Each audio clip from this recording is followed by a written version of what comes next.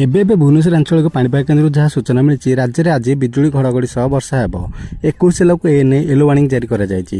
ତେବେ କେଉଁ କେଉଁ ଜିଲ୍ଲାକୁ ୟେଲୋ ୱାର୍ଣ୍ଣିଂ ଜାରି କରାଯାଇଛି ସେ ନେଇ ସମସ୍ତ ଅପଡେଟ୍ ଜାଣିବା। ତେବେ ତା ପୂର୍ବରୁ ଭିଡ଼ିଓଟିକୁ ଲାଇକ୍ କରି ଚ୍ୟାନେଲଟିକୁ ସବସ୍କ୍ରାଇବ୍ କରି ପାଖରେ ଥିବା ବେଲ୍ ଆଇକନ୍ ଉପରେ କ୍ଲିକ୍ କରିଦିଅନ୍ତୁ। ତେବେ ଦକ୍ଷିଣ ପୂର୍ବ ବାଂଲାଦେଶ ଓ ତାର ପାର୍ଶ୍ୱବର୍ତ୍ତୀ ଅଞ୍ଚଳରେ ସୃଷ୍ଟି ହୋଇଥିବା ଘୂର୍ଣ୍ଣିବଳୟ ଆଜି ଲଘୁଚାପର ରୂପ ନେବ। ସପ୍ତାହ ଯାଏଁ ବିଭିନ୍ନ ସ୍ଥାନରେ ହାଲୁକାରୁ ମଧ୍ୟମ ଧରଣର ବର୍ଷା ହେବ।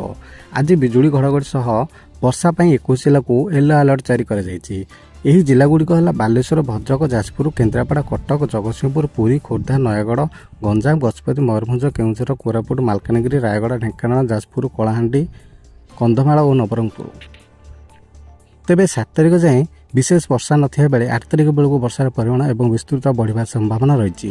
ଏହା ସହ ମୌସୁମୀ ଅପସାରଣ ବିଳମ୍ବ ହେଉଥିବାରୁ ବାୟୁମଣ୍ଡଳରେ ଆର୍ଦ୍ରତା ପରିମାଣ ବଢ଼ିବାରେ ଲାଗିଛି। ଫଳରେ ପ୍ରବଳ ଗରମ ସହ ଗୁଳୁମୁଳି ହେଉଛି। ସମ୍ପୂର୍ଣ୍ଣ ମୌସୁମୀ ପ୍ରତ୍ୟାବର୍ତ୍ତନ ପରେ ହିଁ ରାଜ୍ୟରେ ଗୁଳୁମୁଳି କମିବ।